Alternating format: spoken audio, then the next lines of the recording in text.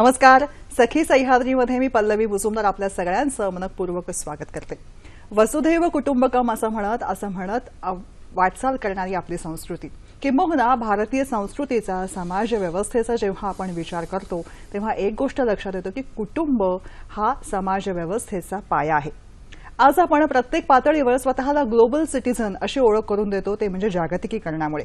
मग जागतिकीकरणाचे हे जेव्हा पैलू आपण बघतो तेव्हा लक्षामध्ये येतं की सगळ्या एकमेकांप्रती असलेल्या चांगल्या गोष्टी या आदानप्रदान होत असतात. त्यातलंच एक पद्धत म्हणजे वेगवेगळे दिवस हे जागतिक पातळीवर साजरे होत असतात. आज 15 मे हा जागतिक पातळीवर, आंतरराष्ट्रीय पातळीवर कुटुंब दिवस म्हणून साजरा होतो, world family day. World family डेच्या आपल्या सगळ्यांना मनपूर्वक शुभेच्छा देते आणि या निमित्ताने आजचा आपला विशेष भाग आहे तो म्हणजे एकत्र कुटुंब पद्धती. एकत्र कुटुंब पद्धतीचे फायदे याविषयी आजच्या भागात आपण जाणून घेणार आहोत आणि याविषयी मार्गदर्शन करण्यासाठी आपण एक असंच ज्येष्ठ व्यक्तिमत्व आमंत्रित केलेलं आहे, डॉक्टर शाळीग्राम भंडारी. सर नमस्कार. नमस्कार मॅडम. सखी सह्याद्रीमध्ये आपलं मनपूर्वक स्वागत करते. सह्याद्री वाहिनीच्या प्रेक्षकांना अतिशय परिचयाचं असलेले असे हे व्यक्तिमत्व. आपण त्यांना ओळखतोच. पुण्याजवळ तळेगाव दाभाडे इथं वैद्यकीय क्षेत्रामध्ये गेल्या 40 वर्षांहून अधिक काळाचा त्यांचा अनुभव आहे. पेशा आणि सामाजिक आस्था यांची सांगड घालणारं असं हे वेगळं व्यक्तिमत्व आहे. जीवनोपयोगी मार्गदर्शन करणारी विविधांगी अशी त्यांची 10 पुस्तकं आहेत. विद्यार्थी, नवीन पिढी, ग्रामीण भागामधले नागरिक, महिला आणि त्याचबरोबर व्यसनमुक्ती या अनुषंगाने त्यांचं काम आणि समाज प्रबोधन सतत सुरू असतं. प्रगाढ वाचन, अभ्यास या सगळ्या बाबतीमध्ये अग्रेसर असलेलं चतुरस्र असं हे व्यक्तिमत्व आहे आणि त्यांचं मार्गदर्शन आजच्या भागामध्ये आपल्याला मिळणार आहे. आपल्या गप्पांना सुरुवात करूया आणि तुम्ही प्रश्न विचारा या दूरध्वनी क्रमांकाच्या माध्यमातून. 24908050 24988050. मुंबई बाहेरचे प्रेक्षक आणि मोबाईलवरून संपर्क साधताना 022 हा एसटीडी कोड आहे. छोटीशी विनंती, नेहमीप्रमाणे प्रश्न विचारताना टीव्ही सेटचा आवाज थोडासा कमी ठेवा, जेणेकरून आमचा आवाज तुमच्यापर्यंत व्यवस्थित पोहोचू शकेल. त्याचबरोबर विषयाच्या अनुषंगाने नेमके प्रश्न आम्हाला अपेक्षित आहेत. गप्पांना सुरुवात करूया. एकत्र कुटुंब पद्धती, फायदे आणि मार्गदर्शन करत आहेत Maval Bhushan doctor Shaligram Bhandari sir. Sir, एकत्र कुटुंब पद्धती असं जेव्हा म्हणतो तेव्हा सगळ्यात आधी वर्ल्ड फॅमिली डेच्या तुम्हाला ही शुभेच्छा देते. आणि एकत्र कुटुंब पद्धती म्हणजे नेमकं काय असं तुम्हाला वाटतं? सर्वप्रथम आपल्या विषयाला सुरुवात करण्यापूर्वी मला तुम्हाला धन्यवाद व्यक्त करायचे. अतिशय समर्पक आणि योग्य शब्दात, कमी शब्दात अतिशय चांगली माझी ओळख करून दिली. काही वेळा संवाद आणि त्यावेळी विसंवाद पण होतात. मी एका ठिकाणी माझ्या बायोडेटात दिलं होतं की, आणि ते शेवटी एक वाक्य होतं इंग्रजीमध्ये, doctor Bhandari has done so many activities, there is no word in my dictionary to express the same. त्या व्यक्तीने असं दुर्दैवाने, माझ्या दुर्दैवाने असं भाषांतर केलं की डॉक्टरनी आतापर्यंत इतके उद्योग केलेले आहे की त्याविषयी न सांगलेलं. पण इथे तुम्ही तसं केलं नाही.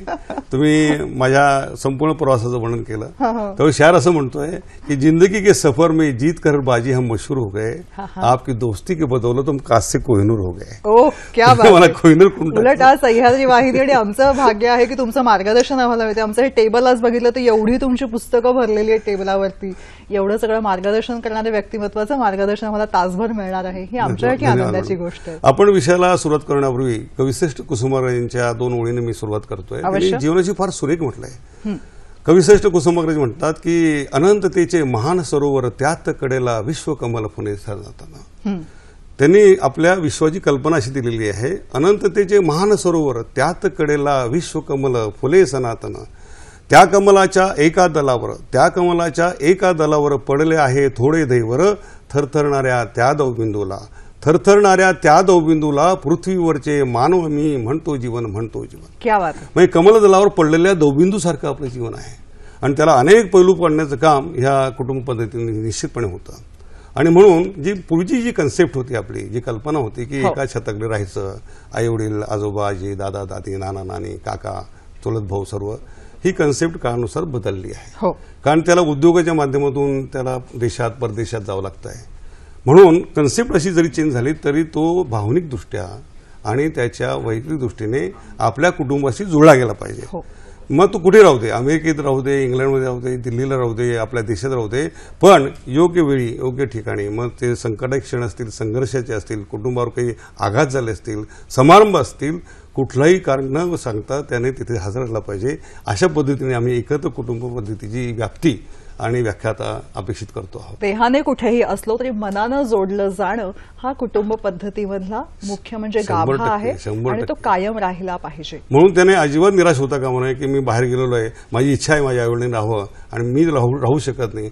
त्याने निश्चितपणे आपल्या मनाने जर जोडलेला असता, आपल्या धागा जर जोडलेला असेल तर तो 100% एकत्र कुटुंब पद्धतीचाच एक घटक आहे असा आत्मविश्वास त्याने हृदयाला कोरला पाहिजे. मस्त. जेव्हा असं आपण म्हणतो ना की आपण मनाने जोडलेलं असतो तेव्हा साहजिकच सर प्रत्येक वेळी आपल्याला मदतीला, संकटांच्या वेळी किंवा मार्गदर्शनाच्या या प्रत्येक वेळी त्यांचे हात आणि त्यांचे मतांतर ही आपल्यापाशी पोचत राहतात नाही का सर? प्रश्नच नाही. आता याविषयी जेव्हा विचार करतो तेव्हा व्यक्तिमत्व आणि कुटुंब संस्था हे एकमेकांशी संलग्न आहेत असं तुम्हाला वाटतं का? जो कुटुंबाचा घटक आहे पहिल्याने त्याने त्याचं व्यक्तिमत्व सुधारायला पाहिजे आणि त्याच्या सुधारण्यासाठी, त्याच्यामध्ये प्रगती होण्यासाठी किंवा त्याचा विकास होण्यासाठी फार महत्वाचं आहे. मी मुद्दामून एक ग्लास घेऊन आलेलो आहे. मी आता हेच म्हणत होते की सर तुम्ही आल्या पहिल्यांदा ग्लास कुठे आहे हे ग्लास याचा अर्थ असा आहे, हा बाजारात घेतला तर मॅडम हा 10 रुपयाला ग्लास मिळेल. रिकामा ग्लास किंमत 10 रुपये. हा जर दुधाने भरला तर याची किंमत 10 रुपयाचा ग्लास, 10 रुपयाचं दूध म्हणजे 20 रुपये. हा जर सुकामेवा, काजू, किसमिस, बदाम चालून भरला तर याची किंमत 100 रुपये होणार आहे. आणि जर हा अत्तराने भरला मॅडम तर याची किंमत आणखी होणार आहे. आपलं रिकाम, आपण जेव्हा जन्माला येतो तेव्हा आपलं शरीर आपलं रिकामा ग्लासासारखं असतं. जसं जसं आपण काही भरणार आहोत, चांगले संस्कार भरणार आहोत, चांगले स्किल भरणार आहोत, जशी ग्लासाची किंमत वाढली तशी आपल्या व्यक्तिमत्वाची किंमत वाढणार आहे. मस्त. आणि हे कोण करतं? त्याच्या कुटुंबातले जे घटक असतात त्याला रिच करतात. मग त्याच्या आईवडिलांचे संस्कार असतील, त्याच्या गुरुजनांचे संस्कार असतील, त्याच्या मित्र परिवाराचे संस्कार असतील, अशा माध्यमातून तो घडत असतो, त्याचा विकास होत असतो. आणि हा एकत्र कुटुंबाचा मुख्य पाया आहे. तो आपल्याला रिच पाहिजे. रिच म्हणजे काय? रिच ह्या शब्दातच सर्व अर्थ आलेला आहे. रिचचं स्पेलिंग बघितलं मॅडम तर RICH. R stands for relation, म्हणजे नातं, एकमेकाशी असलेलं नातं कसं आहे, तो त्या नात्याच्या माध्यमातून काय करतोय, तो अप्रिशिएट करतोय, त्याग करतोय, समर्पण करतोय का, त्याच्या नात्याची किंमत त्याला कळते का. हा पहिला R stand for rich. I for income, source of income. तो कुठून पैसा मिळवतो आहे, त्याला विचारणार कोणी आहे का? त्याचे आजोबा विचारणार बाबा रात्रीतून एवढा पैसा असेल तो कुठून आला? त्याला निश्चितपणे कोणी विचारणार असेल तर जोडून या धन उत्तम व्यवहार आहे, उदास विचार वेच करे. कुठेतरी अंकुश मिळतो त्याला. म्हणून सोर्स ऑफ इन्कम हा जो रिच मधला शब्द आहे, I stand for income. C for character. Character म्हणजे त्याचं व्यक्तिमत्व कसं आहे, त्याचं इमेज कशी आहे, समाजामध्ये त्याच्याविषयी कसं बोललं जातं. तो चांगल्या प्रवृत्तीचा आहे, दुष्ट प्रवृत्तीचा आहे, सहिष्णू आहे, दयाळू आहे, अभ्यासू आहे, अशी इमेज जी आहे, अशी प्रतिमा त्याच्या घरामध्ये विचारणार. कारण तो समाजात वागतो, त्याचे आजोबा विचारतात, त्याचे काका विचारतात, तुझ्याविषयी असं बोललं जातं. म्हणून तो निश्चितपणे त्याला विवेक तिथे त्या जागेवर आणतो. मग त्याचं कॅरेक्टर तिथे डेव्हलप होतं. त्याच्या कॅरेक्टर त्या इमेजसाठी तो निश्चितपणे प्रयत्नशील, ते कसं सांभाळतील हा तो निश्चितपणे विचार करतो. आणि लास्ट म्हणजे एच फॉर हेल्थ. हेल्थ म्हणजे तो जर घरी आजारी पडला तर त्याला बघणारे असतात. मग तो शारीरिकदृष्ट्या आजारी असेल, मानसिकदृष्ट्या आजारी असेल, तो निराशेच्या गर्दीत असेल तर निश्चितपणे सकाळी विचारतात कारण इतका वेळ झोपला काय, तो कशासाठी तू निराश आहे, तुझं काही दुखतंय का. या सर्व गोष्टीतून त्याला रीच करण्याचं काम ह्या संयुक्त कुटुंबामध्ये निश्चितपणे होतं. आणि खऱ्या अर्थाने तो रीच ही संपूर्ण संकल्पना त्याच्या व्यक्तिमत्वामध्ये दृढ अर्थाने निश्चितपणे फोफावली जाते, संवर्धन होते तिचं. किती मस्त सर. एक छोटंसं पेल्याचं उदाहरण तुम्ही घेतलं आणि तेव्हापासून व्यक्तिमत्वातली श्रीमंती जी आहे ही संकल्पना तुम्ही टप्प्याटप्प्याने खूप मस्त उलगडून सांगितले सर. याचा विचार करताना हे पुन्हा अधोरेखित होतं की आपल्या व्यक्तिमत्वाशी ह्या सगळ्या गोष्टी जोडलेल्या आहेत आणि व्यक्तिमत्वाचा विकास, त्याच्यामधली संपन्नता ही कुटुंबामधून येते. 100% कुटुंबामधून येते. मी तर म्हणतो की जे कुटुंब आहे, आमच्या तळेगावच्या एक फार सुरेख कवयित्री आहेत, त्यांनी फार सुरेख म्हटलंय की सक्षम खांदा जर त्याला कुटुंबाचा मिळाला तर त्याचं आयुष्य निश्चितपणे बहरतं, उमलतं. त्यांनी असं म्हटलंय, भरडबाई मॅडम आहेत त्या म्हणताय की आयुष्याच्या खांद्यावरती हात ठेवून चला, फुलेला मुक्तो पायाखाली आनंदाचा मळा. आयुष्याच्या खांद्यावरती सक्षम खांदा जर तुम्हाला आयुष्यामध्ये मिळाला तर तुमच्या पायाखाली आनंदाचा मळा सुजलाम होतो, सुफलित होतो. म्हणून त्या म्हणताय की आयुष्याच्या खांद्यावरती हात ठेवून चला, फुलेल मग तो पायाखाली आनंदाचा मळा. एकदा आनंदाचा मळा जर फुलला तर तुम्हाला जग फार सुंदर दिसायला लागतं. जगही सुंदर नभही सुंदर सुंदर सुंदर तारे तारे नद्या सरोवर सागर डोंगर हिरवी हिरवी झाडे वा नाजूक रंगीत फुले सुगंधित हर्षमनी दाटला आयुष्याच्या खांद्यावरती हात ठेवून चला फुलेल मग तो पायाखाली आनंदाचा मळा. मस्त. हा आनंदाचा मळा फुलवायला तशाच पद्धतीची व्यक्तिमत्वही आपल्या आजूबाजूला असणं आवश्यक आहे आणि ती हक्काची असायला पाहिजे. हक्काची असायला हवी. तुमच्याबरोबर आम्ही नेहमी बघतो की तुम्ही जेव्हा सह्याद्रीच्या स्टुडिओमध्ये येतात तशीच तुमची हक्काची मित्रवर्य मंडळी तुमच्याबरोबर कायम असतात की जे जे तुमच्या कुटुंबाचाच एक भाग आहे. तुम्ही कुटुंब मित्रवर्य शेजारी असा त्याच्यामध्ये एक वेगळा भेदभाव असा करतच नाही आणि तुम्ही त्याच संकल्पनेमध्ये मला सांगत होतात की आपले सगळेच हा समाज जो आहे तो एक कुटुंब आहे. ती संकल्पना आपल्या प्रेक्षकांनाही समजावून सांगूया. 100% तुम्ही मागाशी एक शब्द वापरला की वसुदैव कुटुंबम. जे जे भेटे भूत ते ते जाणीजे भगवंत. ज्ञानेश्वर माऊली काय म्हणतं की जो भेटेल तो परमेश्वरच आहे. आणि अशी जेव्हा संकल्पना येते त्यावेळी तुम्ही निस्वार्थ बुद्धीने प्रत्येकाचं काम करता. मग त्यासाठी रक्ताचं नातं असं पाहिजे असं काही नाही. हा जो महत्वाचा मुद्दा आहे तो महत्वाचा मुद्दा कसा होतो. आज आपला ऋतू चेंज झालाय बघा. आपल्या भारतामध्ये सकाळी हिवाळा असतो, दुपारी उन्हाळा असतो, संध्याकाळी पावसाळा असतो आणि चौथा ऋतू आहे म्हणजे जिव्हाळा. अच्छा. जिव्हाळा जर असेल तर निश्चितपणे जिव्हाळ्याने सर्व माणसं जोडली जातील. हो मग तुम्ही कुठे राहा, तुम्ही एखाद्या सोसायटीमध्ये राहा, तुमचा मुलगा अमेरिकेला आहे पण तुम्हाला काही दुखलं तर शेजारचं माणूस धावून येणार आहे आणि त्याचा बेस जो आहे तो प्रेम. म्हणून आमचे एक कवी असं म्हणतात की प्रेमाची अनेक लक्षणं सांगितली पण माझा कवी असं म्हणतोय की प्रेमाचं लक्षण भारी विलक्षण जैसी जैसी दृष्टी तैसा प्रगटे नारायण. अरे वा. म्हणजे प्रेमाची जी अनेक लक्षणे पण तुमची जशी दृष्टी असेल तसा नारायण प्रगटतो. पुढे कवी म्हणतोय की प्रेमाचं लक्षण भारी विलक्षण जैसी जैसी दृष्टी तैसा प्रगटे नारायण. रक्ताच्या नात्यानं उपजेना प्रेम. रक्ताची नाती म्हणून काका मामा मावशी प्रेम करतील त्याच्याविषयी वादच नाही पण त्याच्या पलीकडे रक्ताच्या नात्यानं उपजेना प्रेम तेथे पटली पाहिजे अंतरीची खूण. ही अंतरीची खूण जेव्हा पटते तेव्हा तो आपल्या देशाच्या भिंती समाजाच्या भिंती जातीपातीच्या भिंती ओलांडून जातो आणि मग ती संकल्पना जी आहे वसुदैव कुटुंब ती प्रत्यक्ष कृतीमध्ये त्याच्या माध्यमातून अवतीर्ण होते, साकार होते, संपन्न होते. आज 15 मे जागतिक पातळीवरती साजरा होणारा कुटुंब दिवस आणि या निमित्ताने आजचा आपला विषय आहे एकत्र कुटुंब पद्धती याविषयी आणि मार्गदर्शन करत आहेत चतुरस्र व्यक्तिमत्व डॉक्टर शाळीग्राम भंडारी.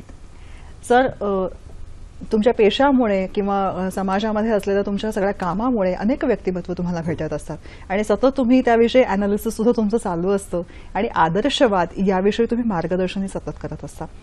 या सगळ्या मुद्द्यांचा विचार करताना व्यक्तिमत्वाची घडण ही आवश्यक आहे आणि कुटुंबामधून होणारी व्यक्तिमत्वाची घडण याची सांगड घालत व्यक्तिमत्वाचे कोणते पैलू हे जीवनावश्यक आहेत. फार अतिशय सुरेख प्रश्न विचारला तुम्ही की मी म्हटलं की आदर्श व्यक्तिमत्व कसं घडतं पण कसं ओळखायचं. जसं मी डॉक्टर असल्यामुळे लक्षणं म्हणून मी रोगनिदान करतो. एखादी व्यक्ती मला म्हणते किंवा ताप आला मग विचार ताप नाही डॉक्टर मला थंडी पण वाजते. मग डॉक्टर भंडारी विचार करता याला मलेरिया असण्याची शक्यता आहे. नाही डॉक्टर मला थंडी पण वाजते पण खोकला येतो म्हणजे मला न्यूमोनिया वाटतो असं मला वाटतं. मी त्याच्या लक्षणावर मी रोगनिदान करतो. मग चांगल्या व्यक्तिमत्वाची लक्षणं काय. अतिशय सुरेख दोन ओळीमध्ये एका सुभाषितामध्ये त्याने म्हटलंय की त्याची लक्षणं काय. त्याने म्हटलं की प्रसन्न वदनम पहिलं लक्षण. प्रसन्न वदनम यस्य वाणीचं मुद्रा सदा सर्व व्यवहारास्य यशोभाक्षस्य उद्यमी. ज्याला पाहिल्यानंतर प्रसन्नता वाटते त्याच्या चेहऱ्यावरती खिन्नता दुःख निराशा अजिबात दिसत नाही. निदान त्याचा चेहरा तरी पाहिल्यानंतर प्रसन्न वाटतो. हे पहिलं लक्षण. प्रसन्न वदनम यस्य वाणीचं मुद्रा सदा जो नेहमी नम्र बोलतो. सर्व गुणांचा राजा आहे तो नम्रता. त्याच्या प्रत्येक बोलण्यामध्ये नम्रतेचा आविष्कार होतो हे दुसरं लक्षण. तिसरं जो बोलतो तसं चालतो. प्रसन्न वदनम यस्य वाणीचं मुद्रा सदा सर्व व्यवहाराचं यशोभाक्षस्य उद्यमी जो सतत उद्योगी असतो. म्हणजे जो बोलतो तसा चालतो बोले तसा चाले त्याची वंदावी पावले असं ज्याचं व्यक्तिमत्व आहे आणि जो सतत उद्योग असतो. ही 4 लक्षणं ज्या व्यक्तिमत्वामध्ये असतील 100% ते आदर्श व्यक्तिमत्व आहे. चला आपल्या आजूबाजूला पटापट शोधायला घेऊया आणि तुमच्या परवानगीने कार्यक्रमामधला पहिला फोनही घेते त्या अनुषंगाने. नमस्कार, रवींद्र कुडाळकर आपल्याशी बोलतायत नाशिकहून. रवींद्रजी बोला. रवींद्र कुडाळकर नाशिकहून बोलतोय. हॅलो. सर्वप्रथम कुटुंब दिनाच्या हार्दिक. रवींद्रजी आवाज पोहोचत नाहीये तुमचा माझ्यापर्यंत. हॅलो, आता येतोय का आवाज. हॅलो. हॅलो, आवाज पोहोचत नाहीये रवींद्रजी. हॅलो. रवींद्र कुडाळकर नाशिकहून बोलतोय. हा बोला. जागतिक कुटुंब दिनाच्या हार्दिक शुभेच्छा. आवाज ऐकू येत नाही. रवींद्रजी आवाज येत नाहीये तुमचा आमच्यापर्यंत.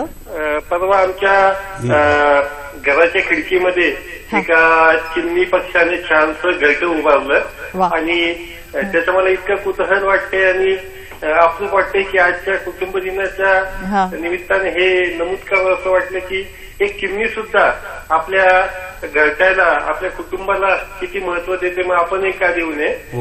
माझे 3 प्रश्न आहेत आपल्याला भंडारी सरांना. पहिला प्रश्न असा आहे की पूर्वीच्या काळी अंथरूण पाहून पाय पसरावे किंवा ज्याला चोच आहे त्याला देव दाना पण देतो आणि आपल्या कर्त्या व्यक्तीला कुटुंबातलं खूप महत्व होतं. तो म्हणेल की पूर्व दिशा त्याचं ऐकायचं, त्याच्या शब्दापुढे जायचं नाही. पण आजकाल महत्वाकांक्षा वाढत चाललेली आहे, आकांक्षा वाढत चालल्यात. या बदलत्या जीवनशैलीकडे कुटुंब दिनाच्या निमित्ताने आपण कसं पाहिलं भंडारी सर, हा पहिला प्रश्न.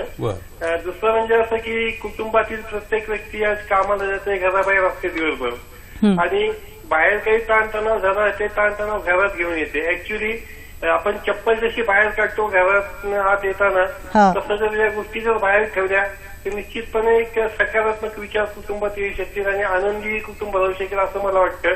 याबद्दल आपलं मत काय आहे? आणि तिसरा प्रश्न असा की आपल्या कुटुंबात जर एखादी आजारी व्यक्ती असेल तर आपण डॉक्टरकडे जातो, पण इतक्या समस्या कुटुंबातल्या वाढत चालल्यात की समुपदेशकाची गरज भविष्यात भासेल का आणि एक फॅमिली क्लिनिक सुद्धा गरजेचं भासेल का असं वाटू लागलंय. आपल्याला काय वाटतं याबद्दल? धन्यवाद. खूप वेगळे आणि छान प्रश्न विचारलेत. तर पहिला त्यांनी एक चिमणीच्या घरट्याचं उदाहरण दिलं आहे. तर कुठल्याही घराची कल्पना फार सुरेख मांडली आहे. घर कसं असतं, नुसत्या चुना विटांचं नसतं. आम्ही त्या लिमाईची कवितेचा फार नेहमी उल्लेख करतो. त्यांनी फार सुरेख वर्णन केलंय, संपूर्ण त्यांच्या प्रश्नाचं उत्तर आहे. लिमाई म्हणतं की घर असावे घरासारखे, नकोच नुसत्या भिंती, तिथे असावा प्रेम जिव्हाळा, नकोच नुसती नाती. घर असावे घरासारखे, नकोच नुसत्या भिंती, तिथे असावा प्रेम जिव्हाळा, नकोच नुसती नाती. एका घरात राहताय, त्यांचं एकमेकाशी बोलत नाही, वेगवेगळ्या वेळा जेवायला येतोय, वेगवेगळ्या झोपायला येतोय, एकमेकाशी संवाद नाही, तर त्याला जिव्हाळा म्हणत नाही. घर असावे घरासारखे, नकोच नुसत्या भिंती, तिथे असावा प्रेम जिव्हाळा, नकोच नुसती नाती. त्या शब्दांनाही अर्थ असावा, नकोच नुसती वाणी, त्या अर्थालाही अर्थ असावा, नकोच नुसती नाणी. आणि अशा घरातून पिल्लू उडावे घेऊन दिव्य शक्ती, आकांक्षाचे पंख लिहून उंबरठ्यावर भक्ती. मुलगा किती मोठा झाला तरी उंबरठ्यावर जर भक्ती असेल तर ते चिमणीच्या घरट्यापेक्षाही त्याचं मोठं घर महालासारखं होऊ शकेल. हा पहिला भाग. दुसरी गोष्ट त्यांनी म्हटलं की ते अंथरूण पाहून पाय पसरावे, बरोबर आहे. तर त्याच्यासाठी तो सक्षम जो मुख्य अधिकारी असतो वयाने, अनुभवाने, ज्ञानाने, तो सांगतो, ज्ञानेश्वर माऊलींनी फार सुरेख म्हटलंय की मी अविवेकाची काजळी फेडून विवेक दीप उजळी, तो योगिया पाहे दिवाळी निरंतर. जेव्हा अविवेक त्याच्यामध्ये असतो, त्या घटकामध्ये त्याला सावरणारा, त्याची अविवेकाची काजळी पुसणारा असा सक्षम करता त्या घरातला संपूर्ण घर सांभाळणारा आपल्या खांद्यावरती, तो त्या अविवेकाची काजळी पुसतो आणि एकदा ती पुसली की स्वच्छ असा प्रकाश पडतो आणि तो योगी होतो. आणि एकदा योगी झाला तर तो 4 दिवस दिवाळी पाहत नाही, त्याच्या आयुष्यामध्ये प्रत्येक दिवस दिवाळी होते. म्हणून त्यांनी सांगितलं किंवा अंथरूण पाहून पाय पसरायचं, ते तो बरोबर सांगतोय की बाबा तू उडी घे, परंतु त्यावेळेला विवेक हा फार महत्वाचा आहे. आणि विवेक सांगणारा घरातला संघटक जो असतो सक्षम, तो महत्वाचा आहे. खरं त्यांनी म्हटलं जसं की महत्वाकांक्षा, अतिमहत्वाकांक्षा आणि तरी सुद्धा पाय जमिनीवर राहणे, ताणतणावा बाहेर ठेवून सेल्फ अनालिसिस. त्याने स्वतः बाबा मला कलेक्टर व्हायचं आहे, परंतु त्याप्रमाणे 18 तास काम करण्याची तयारी आहे का, बरोबर, बुद्धिमत्तेची त्याप्रमाणे इलिजिबिलिटी आहे का, स्वतःला तपासायला हवं. स्वतःच त्याने आत्मपरीक्षण केलं तर त्याची उत्तरं सांग. मी असं म्हणत नाही की महत्वाकांक्षा, मोठ्या आशा अपेक्षा ठेवू नये, पण ठेवायलाच पाहिजे, पण त्या दृष्टीने प्रयत्न सुद्धा त्याने करायला पाहिजे. म्हणून जसं तुम्ही पाय पसरले तसं अंथरूण सुद्धा पसरलं पाहिजे. खरं त्यांचा पुढचा मुद्दा असा होता, निराशा आणि पादत्राणं ही सुद्धा एकाच ठिकाणी काढण्यात यावीत. रवींद्रजी, आपण जेव्हा जन्माला आलो तेव्हापासून आपल्या मागे संकटाची मालिका आहे. तो जेव्हा त्याचा जन्म होतो तेव्हा त्याला कुठलं नाव नसतं, फक्त श्वास असतो, बरोबर आहे. आणि जेव्हा तो जातो तेव्हा फक्त त्याला नाव असतं, श्वासही नसतो. लक्षात आलं रवींद्रजी की जेव्हा जन्माला येतो तेव्हा त्याचं नाव नसतं, त्याला श्वास असतो, आणि जेव्हा जातो त्यावेळेला फक्त त्याला नाव असतं, श्वास नसतं. हे मधलं जीवन आहे. त्या मधल्या जीवनामध्ये जगी सर्व सुखी असा कोण आहे, विचारी मना तो शोधून पाहे. ज्या जगामध्ये जन्माला घेतलाय असं कोणी आहे का हो? त्याला संकट, त्याला ताणतणाव काही नाहीत का? तणाशिवाय नाहीच आहे. पण ताण कशामुळे आला आहे त्याच्या मुळाशी त्याने जायला पाहिजे आणि ताण कमी करता आला पाहिजे. आपल्या स्वतःच्या सक्षम खांद्यावरती इतरांचीही मदत घेतली पाहिजे. आणि इतरांची मदत केव्हा मिळते की जे न देखे रवी ते देखे अनुभवी, जे न देखे कवी, जे न देखे रवी ते देखे कवी आणि जे न देखे कवी ते देखे अनुभवी. मस्त. अनुभव संपन्न माणसांच्या आधारामध्ये तू स्वतःला आत्मसात कर आणि त्याच्यानंतर तुझी वाटचाल मार्गक्रमण करणं सोपं जाईल. ताणतणावाच्या बाहेर निश्चितपणे जाशील. मस्त. पुढचा फोन आलेला आहे. विजया देव आपल्याशी बोलतायत पुण्याहून. नमस्कार विजयाताई, बोला. बोला. नमस्कार. नमस्कार डॉक्टर. बोला.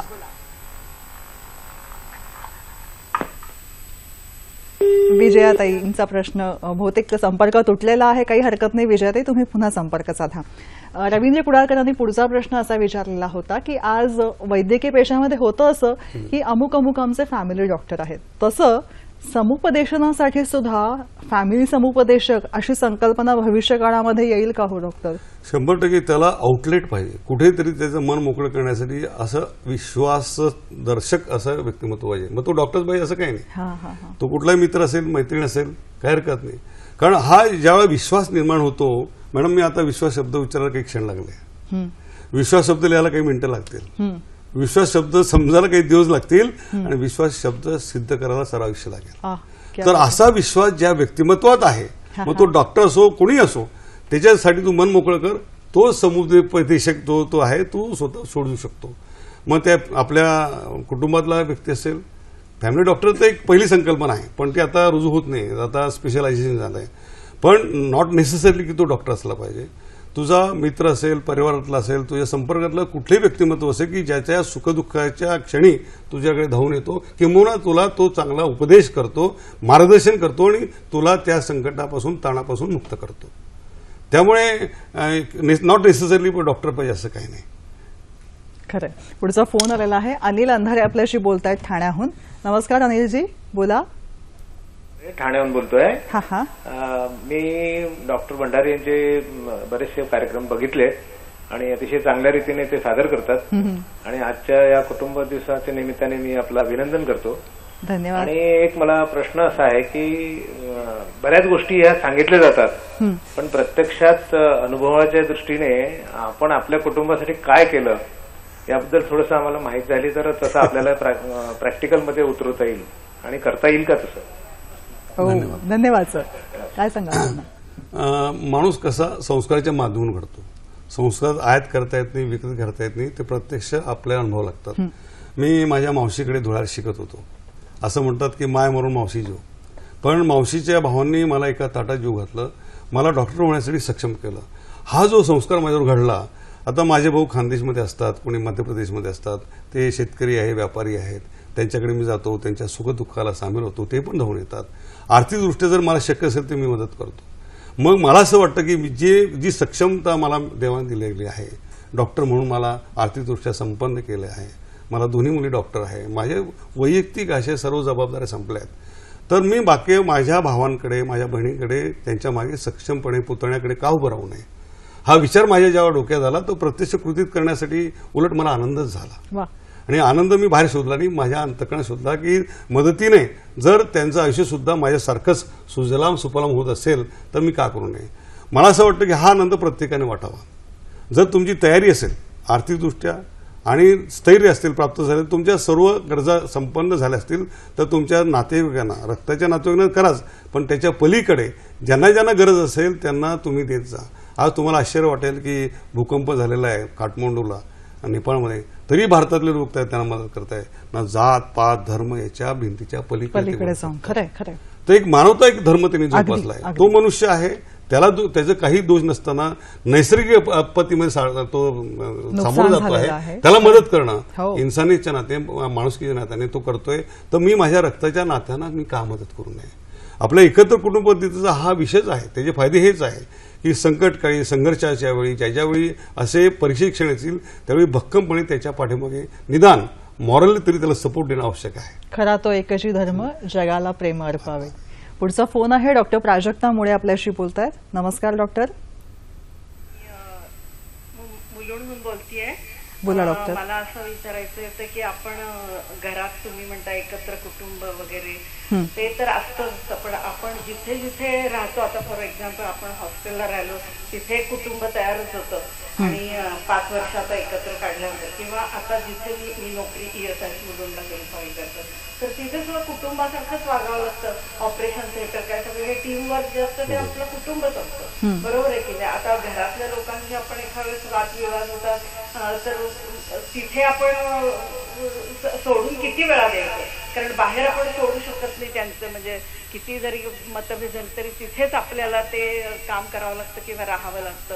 तर मग इथे कुटुंबामधले जे विसंवाद आहेत ते कसे मिटवावे असं मी आपल्याला विचारू इच्छिते. Thank you very much. धन्यवाद डॉक्टर. खूप मोलाचा आणि महत्वाचा असा हा प्रश्न आहे. एकत्र कुटुंब पद्धती या अनुषंगाने डॉक्टर शाळीग्राम भंडारी आपल्याला मार्गदर्शन करतात. सर, ब्रेक घेण्यापूर्वी डॉक्टर प्राजक्ता मुळेंचा प्रश्न होता आणि मानवी नात्यासंबंधाची असलेली गुंतागुंत आणि एकत्र कुटुंब पद्धती अर्थात managing people is a great task असं आपण जे म्हणतो त्याविषयी. मुळे मॅडमचं अप्रिशिएट करतो, कौतुक करतो. त्यांनी मुळावरच हात घालला. त्यांच्या आडनावाप्रमाणे मुळावर त्यांनी हात घातलेला आहे आणि अतिशय चांगला प्रश्न वेगळा आहे की काही वेळा आपण नुसती फॅमिली एकत्र म्हणजे एका रक्ताची म्हणून नाही, पण प्रोफेशनल सुद्धा ती फॅमिली म्हणजे डॉक्टर फॅमिली आहे, आमची लायन्स फॅमिली आहे, लायन्स इंटरनॅशनल फॅमिली. तर ही जेव्हा फॅमिली तयार होते म्हणजे आम्ही वैद्यकीय व्यवसायाचं म्हणतो, व्यवसायाच्या दृष्टीने एकत्र आलेली ही एक फॅमिली आहे. आमची दूरदर्शनची पण हे कुटुंब आहे. त्यांनी सांगितलं की टीम वर्क आहे आणि टीम वर्ककडे जेव्हा काही संकट येतात तेव्हा त्याच्या मागे त्याने उभं राहायला पाहिजे, अपेक्षा आहे. म्हणजे समजा एखाद्या डॉक्टरच्या हॉस्पिटलमध्ये काही घाला झाला, काही अपघात झाला चुकीमुळे किंवा नाही त्याचा संपूर्ण रोष पेशंटचा येतो, तेव्हा सर्व डॉक्टर त्याच्या मागे सक्षमपणे उभं राहायला पाहिजे, त्याला मॉरल सपोर्ट दिला पाहिजे, कायदेशीररित्या जे काही असेल ते करण्यासाठी त्याला मदत केली पाहिजे, ही कमीत कमी अपेक्षा आहे. पण असं काय त्यांनी सांगितलं की असं होत नाही किंवा आपण एक डॉक्टर दुसऱ्या डॉक्टरशी चांगलं बोलत नाही. एखादा रुग्ण सुद्धा ऍडमिट होतो तेव्हा त्याला चांगली ट्रीटमेंट मिळावी यासाठी नर्स, वॉर्ड बॉय इथपासून ते डॉक्टर सगळेजण राबतच असतात. 100% माझा तर म्हणजे तो प्रत्येक जो घटक आहे तो रुग्ण जो ऍडमिट झालेला आहे त्याला जीव वाचवण्यासाठी तो त्याचा कस लावतो, त्याचं टॅलेंट लावतो, त्याचं जे पूर्ण त्याचा अनुभव लावतो. म्हणून ती कुटुंब एक संस्थाच झाली.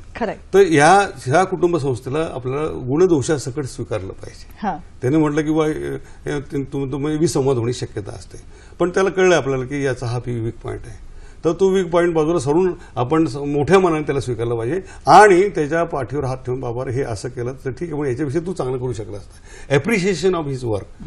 तुम्ही नेहमी त्याला स्कोल्ड केला, त्याच्या चुकीवरती नेहमी वरवर बोट ठेवलं आणि ती जखम चिघळत राहिली तर त्याच्याकडून कधीही चांगलं काम होणार नाही.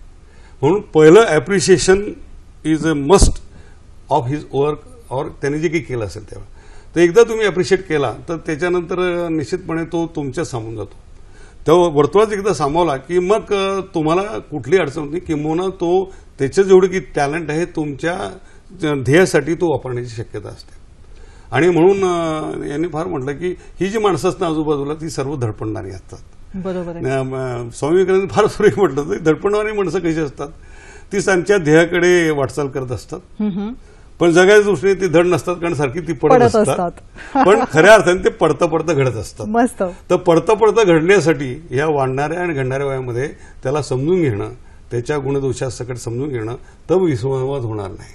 म्हणून त्यांनी सांगितलं की हे विसंवाद जेव्हा होतात त्यावेळेला विसंवाद का होतात की एकमेकांमध्ये कम्युनिकेशन गॅप असतो.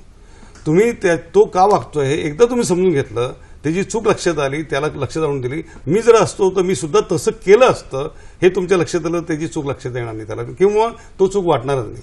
हे छोटं मानसिक अंडरस्टँडिंग आहे आणि मानसिक अंडरस्टँडिंग एकदा संपलं मग तुम्हाला तुमच्यातली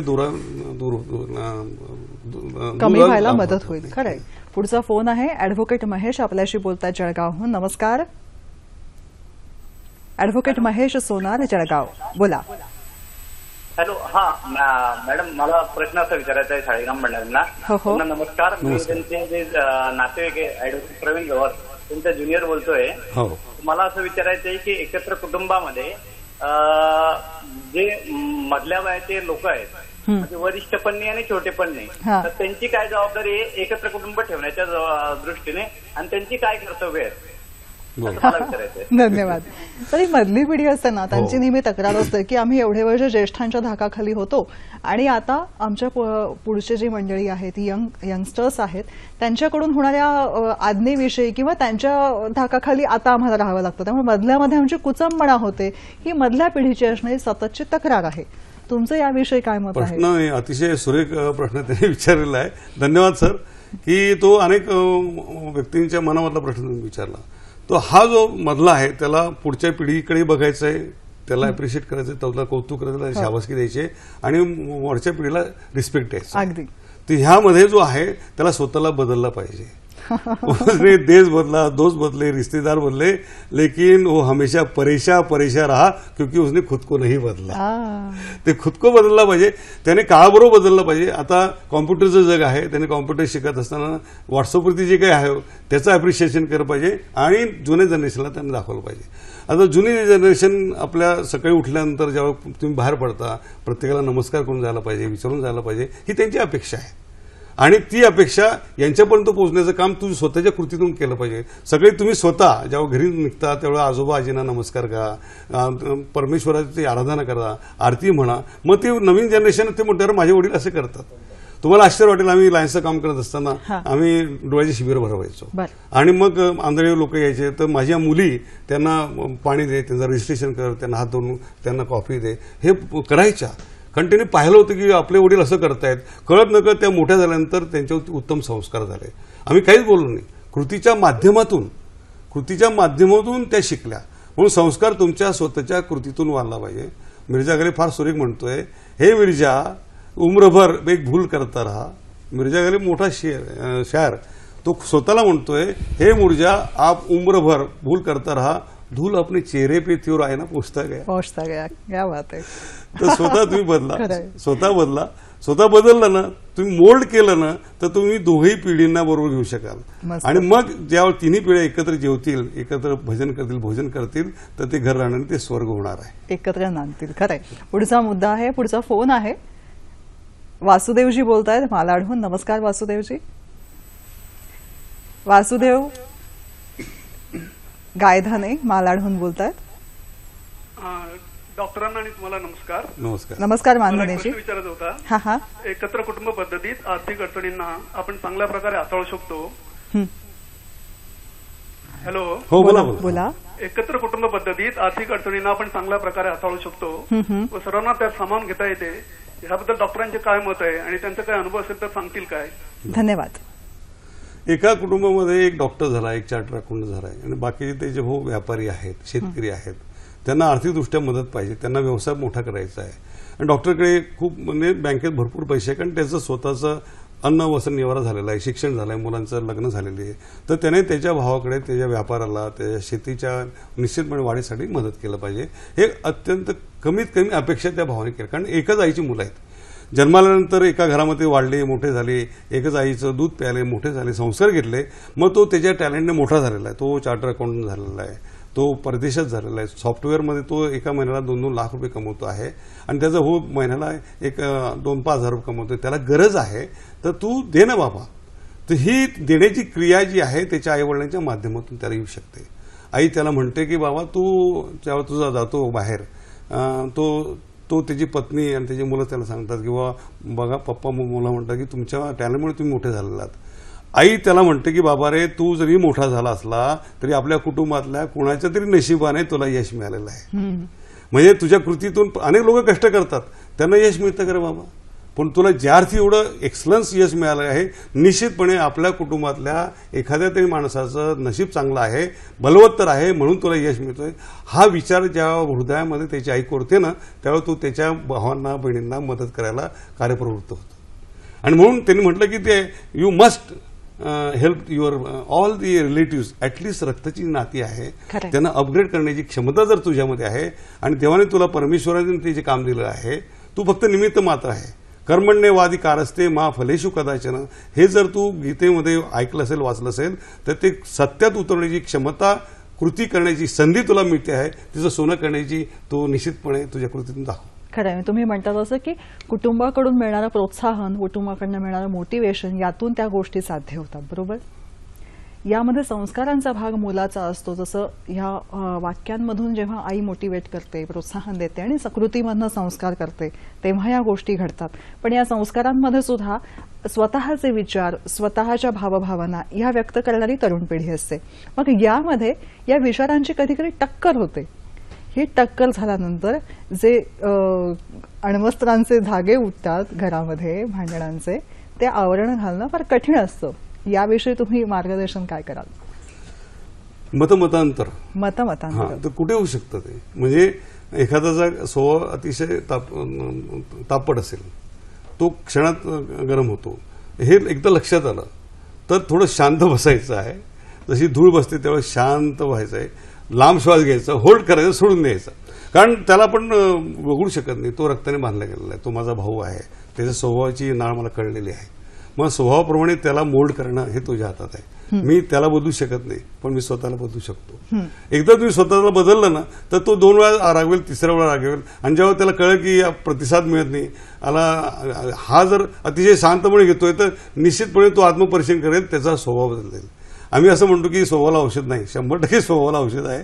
जर तुम्ही तो मोल्ड केला तर योग्य प्रकारे, आणि योग्य प्रकारे करणं तुमच्या हातात आहे. मी जग बदलू शकत नाही, मी कोणीही बदलू शकत नाही, पण मी स्वतःला बदलू शकतो. आणि स्वतःला केव्हा बदलणार? जर तुमचा विचार बदलला तर. मॅडम, मनात पहिल्यांदा सर्वात विचार सुरू होतो, मग विचारांतून शब्द सुरू होतात, मग शब्दातून कृती सुरू होते, आणि कृतीतून तुमची इमेज किंवा तुमचं कॅरेक्टर डेव्हलप होतं, आणि त्या डेव्हलपमधून तुमच्या सवयी बदलतात, आणि सवय बदलल्यानंतर तुमचं व्यक्तिमत्व बदलतं. तर पहिल्याने तुमचा विचार बदलला, त्या कुटुंबाच्या प्रत्येकाचा स्वभाव जोडून जर तुमचा विचार बदलला तर हे संघर्षाचे क्षण येणारच नाहीत. संघर्ष केव्हा येतो? की जेव्हा विचारांमध्ये तफावत पडते तेव्हा. मी मगाशी म्हटलं, बेस त्याचा आहे की स्वतः बदला तुम्ही. त्याला बदलण्याचा प्रयत्न केव्हा कराल? की जेव्हा तो ऐकण्याच्या मनस्थितीत असेल त्यावेळा. जेव्हा पाणी गरम आहे हात घातला तर तो भाजणारच आहे, ते थंड होऊ द्या, मग आपोआप तुमचा तो ऐकेल. म्हणजे विचारांचा साचा कुठला हवा, केव्हा हवा आणि कसा हवा, मोल्ड तो आपण ठरवायचा आहे आणि विचारपूर्वक तो आखायचा आहे. निलिमा गोखले यांचा फोन आहे. नमस्कार निलिमाताई, बोला. हा, नमस्कार पल्लवीताई. नमस्कार. डॉक्टरांना नमस्कार. नमस्कार. हा, मी अकोल्यावरून निलिमा बोलते आहे. हा, डॉक्टरांना असं विचारायचं आहे की आजकाल आपल्याला कुटुंबामध्ये हास्याचे फवारे जे म्हणतो आपण, ते फार कमी बघायला मिळतात. म्हणजे हास्य क्लब जॉईन करावं लागतात आहे. कारण म्हणजे नवऱ्याला बाहेरचे त्याचे कामं असतात, स्त्रीला घरातले कामं, मुलांना ट्युशन क्लासेस आणि त्यांचे इतर अभ्यासाचं टेन्शन, आणि याच्यामुळे काय होतं की घरामध्ये एक टेन्शन युक्त वातावरण तयार होतं, आणि त्याच्यामुळे आपण हास्याला मुकतो, आणि त्याचा सगळा परिणाम आपल्या शरीरावर निश्चितच होतो. म्हणजे हायपर टेन्शन आहे म्हणा, हार्टचे प्रॉब्लेम आहेत.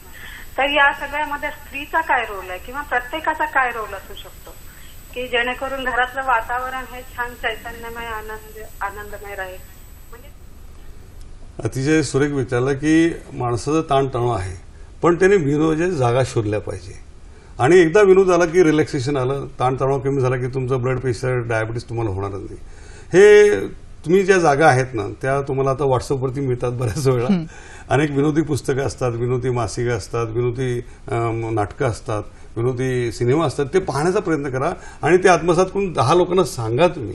परवा मी एक लोकांना सांगितलं, म्हटलं बाबा माझ्या टकलावरती केस नव्हते, मी तेल वापरलं, किंग केश. आणि मग याच्या सलूनमध्ये गेलो, म्हटलं बाबा मला कटिंग करायची आहे. तर तो रागवला, म्हटलं बाबा डॉक्टर केस तर दिसत नाही, कटिंग कधी करताय? म्हटलं बघ तू. त्याने वरती घेतला आणि म्हटलं बाबा केस मोजू का कापू? म्हटलं मोजू पण नको, कापू नको, फक्त कलर दे म्हटलं. म्हणजे बघा, छोट्याशा गोष्टीमध्ये इतका विनोद झाला की आजूबाजू सुद्धा हसले. तर हा विनोद तुम्हाला कुठेही करता येतो, फक्त तुम्ही जशी ज्याची दृष्टी तसा प्रकटीत राहणं. विनोद शोधावं लागत नाही, आपोआप ते प्रसंगानुरूप घडतात. आणि या जागा तुम्ही जर शोधल्या नाही तर तुमचं जीवन निराशमय होईल, नैराश्य प्राप्त होईल. म्हटलं मॅडमने अतिशय सुरेख सांगितलं की आता धकाधकीचं स्पर्धेचं जग आहे, त्याच्यामध्ये मला ताणतणाव येणारच, आणि ताणतणाव कमी करण्यासाठी विनोदासारखं दुसरं औषध नाही. फक्त त्या जागा शोधण्यासाठी तुम्हाला अनेक काही व्यक्तींना सामावून घ्यावं लागेल.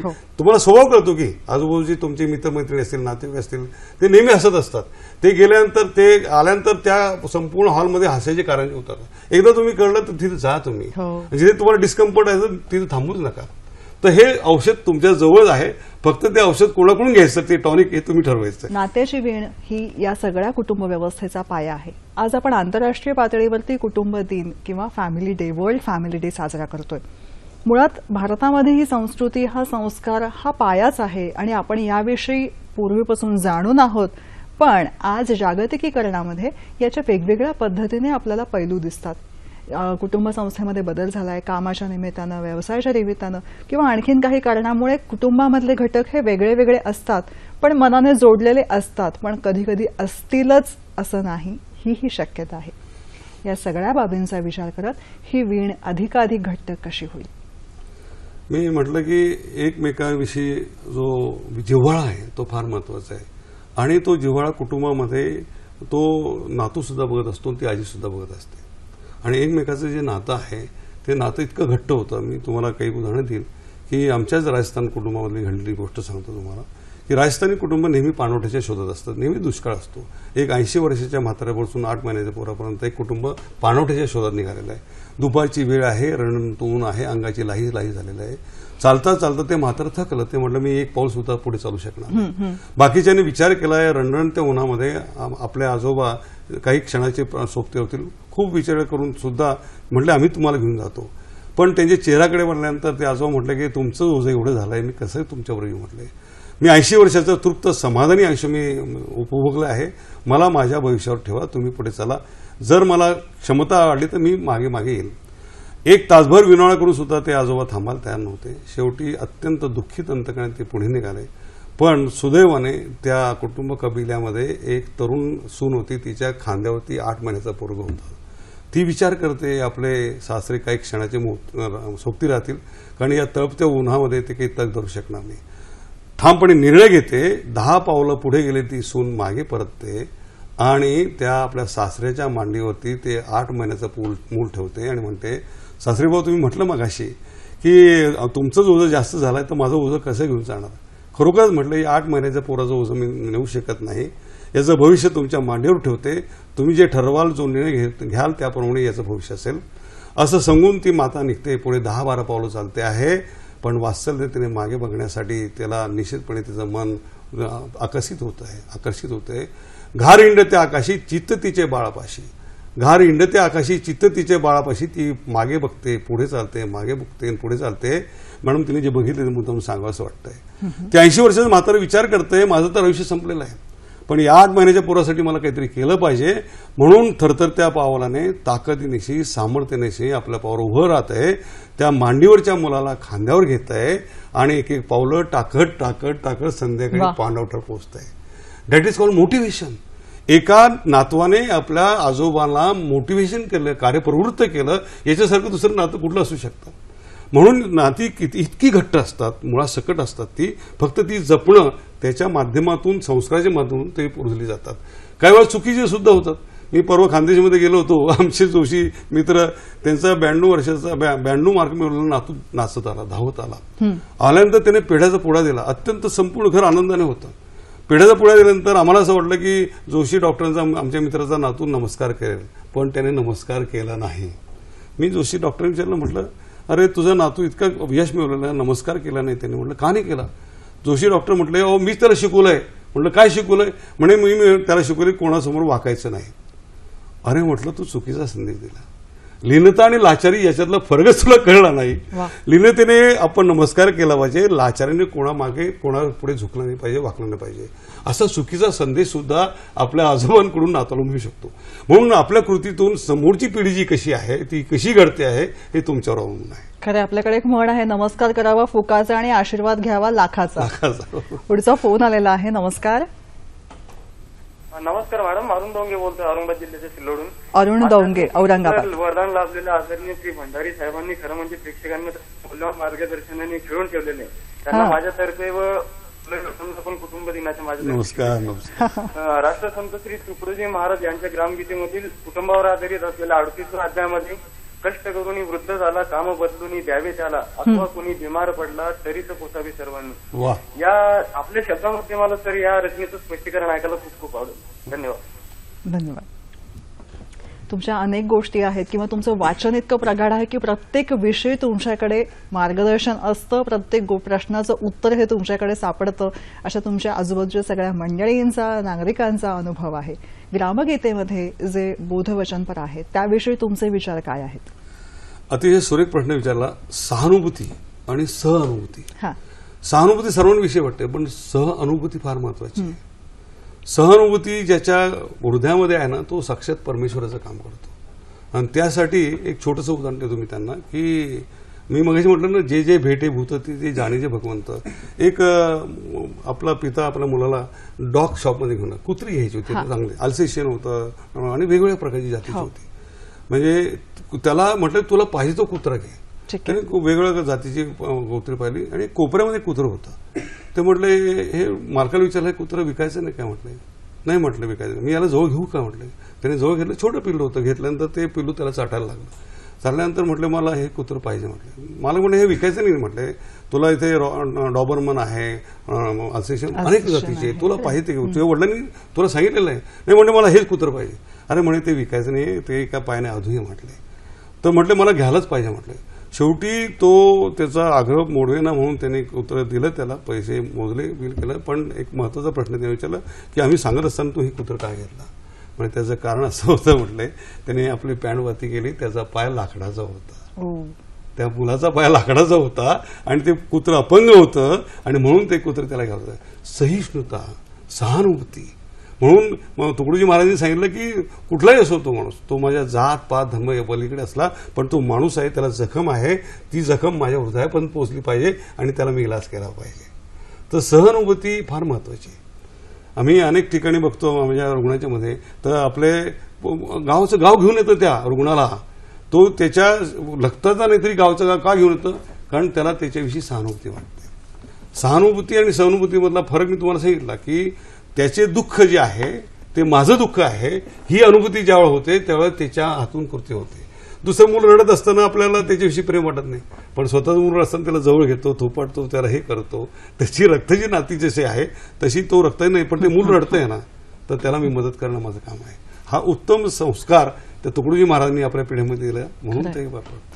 सर तुमची ही वेगवेगळी पुस्तकांनी आमचं टेबल आज भरून गेलेलं आहे आणि प्रेक्षकांनाही मला दाखवायचा मोह होतोय की या वेगवेगळ्या पुस्तकांमधून सुद्धा तुम्ही हेच विचार सतत मांडलेले आहे. व्यक्तिमत्व विकास, तुम्हाला भेटलेले रुग्ण, त्याचबरोबर या सगळ्या व्यक्तिमत्वाची घडण करताना शिदोरी जी जमलेली आहे वेगवेगळ्या गुणांची, त्या गुणांच्या शिदोरीविषयी सुद्धा तुम्ही सांगितलेलं आहे. ही सगळी जी आहेत तुम्हाला आलेली अनुभूती आहे, रुग्णांचे अनुभव आहेत, एक ना अनेक, दोन हात अपुरे आहेत एवढी सगळी ही पुस्तक संपदा आहे. ही सगळी संपदा बघताना व्यक्तिमत्वाची घडण ही स्वतःच्या कृतीतून तुम्ही दाखवून दिलेली आहे. कुटुंब संस्था सांभाळत व्यक्तिमत्वाचे पैलू घडवणं याविषयी. मॅडम एक सुरेख सभाषित मला आठवत आहे, त्यानं म्हटलंय की अमंत्रम अक्षरम नास्ती नास्ती मूलमनुष्यदम अयोग्य पुरुषा नास्ती योजका तत्र दुर्लभा. म्हणजे असं कुठलीही भाषा नाही की त्या भाषेमध्ये मंत्राची ताकद नाही. चले जाओ शब्द जेव्हा उच्चारला जातो तो संपूर्ण देश पेटून येतो. चले जाओ शब्दाला मंत्राचा ताकद येते. आपका समय सुरू होतोय अब असं म्हटल्यावरती अमिताभ बच्चन जेव्हा उच्चारतो तो समय सुद्धा, तो अब शब्द सुद्धा जिवंत होतो. अमंत्रम अक्षरम नास्ती नास्ती मूलम औषधम, असं एकही वनस्पती नाही की ज्याच्यामध्ये औषधी गुण नाही.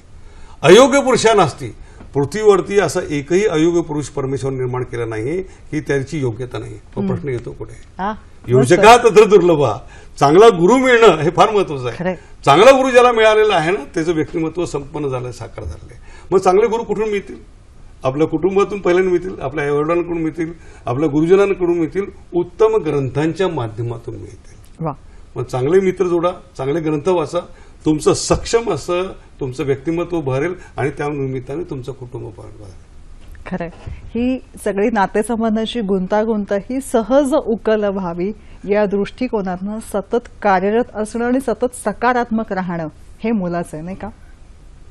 आणि म्हणून जाताना मला सांगायचं वाटतं, त्याचा वेळ थोडा, खूप विषय फार मोठा आहे, परंतु एका कुटुंबाच्या घटकाने एका कुटुंबाकडे कसं वागायला पाहिजे अतिशय सुरेख तो प्रसंग त्यांनी सांगितलेला आहे. त्याने आपल्या समोर प्रसंग उभा केला आहे की समुद्र के तट पर पीपल के पेड़ पर एक पन्ने पर जलबिंदू था. बघा काय सुरेख आहे. समुद्र के तट पर पीपल के पेड़ पर एक पन्ने पर जलबिंदू था, जलबिंदु कहता है बलवान सागर बलशाली सागर मैं आप में समा जाना चाहता हूँ। जलबिंदु क्या कहता है मैडम?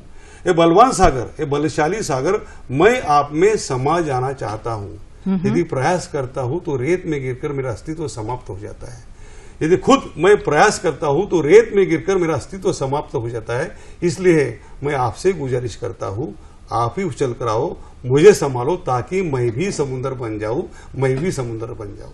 मस्त. म्हणजे तो घटक म्हणतो की मला तुम्ही तुमच्या कुटुंबात सामावून घ्या, म्हणजे मला समुद्राची अस्तित्वाची जी जाणीव होईल. खरं. आणि म्हणून आपण जी सुरुवात केलेली आहे कुसुमाग्रजांनी, तर जाताना असं वाटलं पाहिजे की तक्रार नाही, खंत नाही, पूर्तीसाठी प्रवास असतो. जाताना प्रत्येकाला ज्यावेळी निरोप घेतो जगाचा, त्यावेळी तक्रार नाही, खंत नाही, पूर्तीसाठी प्रवास असतो, कधीतरी मिटण्यासाठी काळजामधला श्वास असतो. शेवटच्या श्वासापर्यंत आपल्या कुटुंबासाठी, आपल्या देशासाठी, आपल्या समाजासाठी सक्षमपणे त्यांनी झटलं पाहिजे. मला वाटतं याच्यासारखा दुसरा फायदा नाही. क्या बात आहे. मंडळी, वडील आणि मुलाची गोष्ट तुम्हाला सगळ्यांनाच माहिती आहे की माणसाचं जोडायचं असेल की माणूस जो आहे त्याचे तुकडे केल्यानंतर चित्र काढलेलं असतं, त्या चित्रामध्ये तुकडे केल्यानंतर माणूस जोडला आणि मागच्या बाजूला असलेल्या जगाचा नकाशा चटकन तयार झाला. थोडक्यात काय, हे विश्वचे माझे घर या संकल्पनेला सांगणारे ही गोष्ट.